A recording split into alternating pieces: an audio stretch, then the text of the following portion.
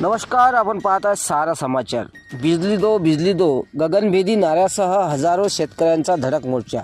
आवश्यकतेनुसार विद्युत दाब आणि अखंडित विद्युत पुरवठा मिळत नसल्यामुळे शेतकरी बांधव त्रस्त, दुसरीकडे ग्रामस्थ नदी नाल्यांचे गढूळ पाणी पिण्यास मजबूर।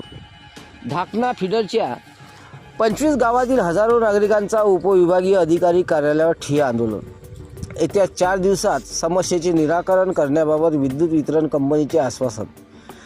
धारणी तालुक्या अंतर्गत येणाऱ्या ढाकणा फिडरमधील जवळपास 25 गावात गेल्या बऱ्याच काळांपासून पाहिजे त्या प्रमाणात विद्युत दाब आणि अखंडित विद्युत पुरवठा होत नसल्यामुळे होणारे शेतीचे नुकसान आणि पिण्याच्या पाण्याच्या समस्येला अनुसरून संबंधित गावातील नागरिक आणि शेतकऱ्यांचा आक्रोश। धडक मोर्चा हजारोच्या संख्येत उपविभागीय अधिकारी कार्यालयावर धडकला। धारणी कृषी उत्पन्न बाजार समितीच्या प्रांगणापासून सुरू झालेल्या जन आक्रोश मोर्चा बिजली दो गगनभेदी नाऱ्यासह बुधवारी दुपारी 2 वाजताच्या सुमारास उपविभागीय अधिकारी कार्यालयावर धडकला, ज्यानंतर स्थानिक प्रशासनासह विद्युत वितरण कंपनी प्रशासनामध्ये एकच खळबळ माजली होती।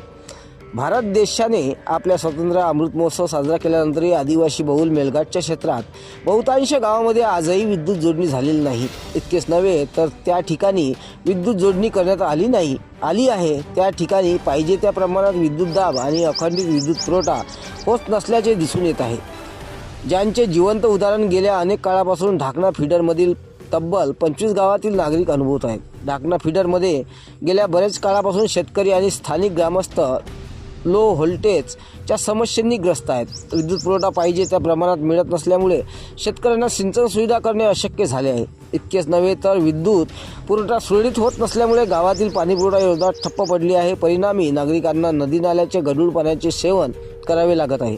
या सर्व समस्यांना अनुसरून ढाकणा फिडर अंतर्गत येणारे हजारो नागरिक आणि शेतकरी आपल्या मागणीला अनुसरून धडक मोर्चामध्ये सहभागी झाले होते।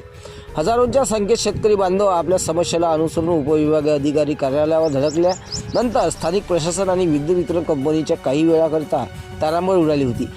हे विशेष मोर्चामध्ये ढाकणा फिडर अंतर्गत येणाऱ्या राणामोलू ग्रामपंचायतमध्ये सरपंच गंगाताई जावरकर, महाराष्ट्रातील जनक्रांती सेनेचे संस्थापक मन्ना धारशिंबे, विजू धावडी, सरपंच तात्रा गडगा भाडूम, आपला झापलं ढाकणा या ग्रामपंचायतचे सरपंच, उपसरपंच, सदस्य व नागरिक सोबतच शेतकरी बांधव मोठ्या संख्येने उपस्थित झाले होते। या प्रसंगी आंदोलन स्थळी स्थानिक प्रशासनाकडून तहसीलदार प्रदीप शेवाळे, पोलीस निरीक्षक अशोक जाधव, तर महाराष्ट्र राज्य विद्युत वितरण कंपनीकडून मुख्य अभियंता विद्युत वितरण कंपनी अमरावती ज्ञानेश कुलकर्णी, उप अभियंता एन गट्टीवार, शाखा अभियंता व इतर कर्मचारी उपस्थित होते।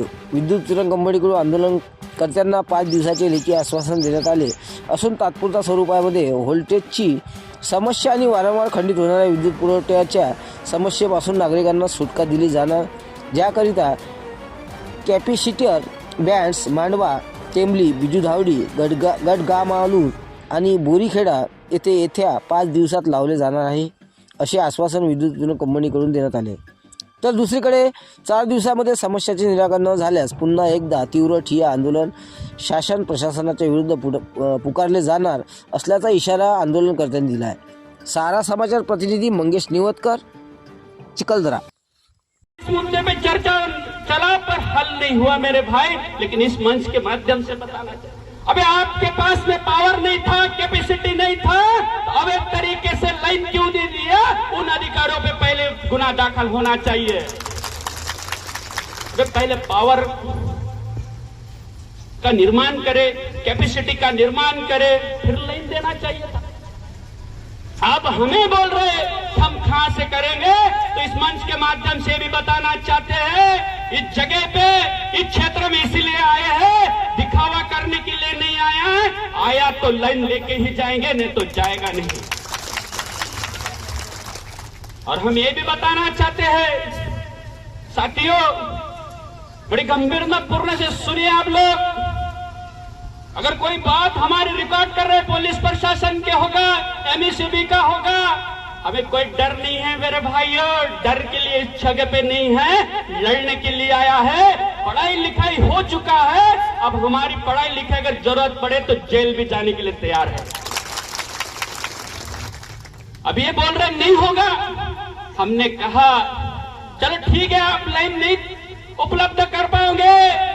हमने उनको सुझाव दी कि जाइए हमारे खेतों में और हमारे खेत का पंचनामा कृषि विभाग और महसूल विभाग के माध्यम से करे, और प्रति हेक्टरी जो कृषि विभाग जो एवरेज तय करता है नुकसान भरपाई दे हमें भी खेती करने की कोई जरूरत नहीं मेरे भाइयों।